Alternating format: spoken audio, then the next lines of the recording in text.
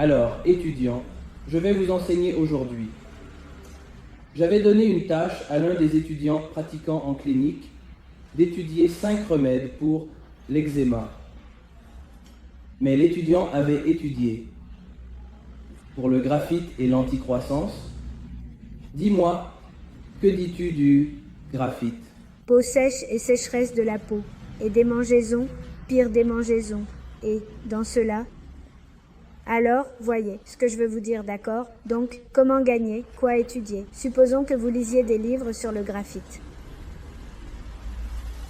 Alors vois, ce que je veux te dire, d'accord? Si tu tombes comme ça, il ne t'arrivera rien. Alors, comment donner ce qu'il faut étudier? Supposons que vous lisiez des livres sur le graphite. Donc, je lui ai dit de lire l'eczéma à partir de 5 remèdes, comme le graphite, comme le soufre, comme l'antimicrobien, puis le mésérium. Et que se passe-t-il? J'ai dit, il suffit de le lire dans la section de la peau de ce remède. Mais que se passe-t-il là, les enfants? Les symptômes courants de l'eczéma se retrouvent dans tous les remèdes, n'est-ce pas? Alors, comment différencier? Pour être un prescripteur homéopathique, vous devez d'abord étudier les symptômes communs de la maladie, puis obtenir quelques symptômes clés de cette maladie portant ce nom. Supposons que l'eczéma graphite ait un écoulement collant. L'eczéma mésérium se trouve particulièrement sur le cuir chevelu. L'eczéma antimicrobien est lié à une peau en polyuréthane très abîmée, semblable à celle d'un cochon. Il est donc important de se souvenir de la particularité du symptôme commun de la maladie. Ensuite, il y a la particularité de cette maladie et le symptôme particulier de ce remède. Et vient ensuite le symptôme concomitant. Le symptôme concomitant, ou les autres aspects du remède que vous pouvez obtenir du patient et qui vous permettent d'obtenir la même image de cette maladie chez ce patient. Supposons que dans le graphite, vous ayez une grosse dame avec un trouble de son menstruel et un remède au piment. À quel point cela devrait-il être urgent?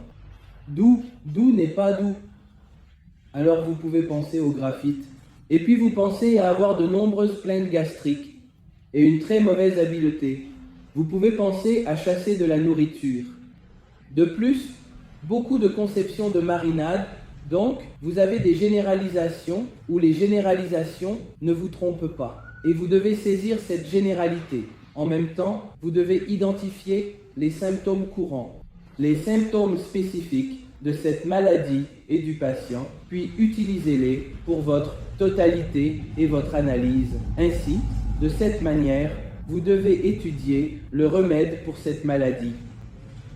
Ainsi, en concluant de manière si particulière, je mentionne 3 points, le symptôme commun de la maladie.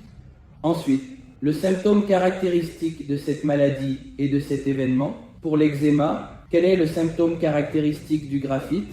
Pour l'eczéma, quel est le symptôme caractéristique de l'anticoagulant? Pour l'eczéma, quel est le symptôme caractéristique du mésérium? Ensuite, les modalités de ces remèdes, puis le concomitant de ce remède, et enfin, le symptôme directeur de ce remède.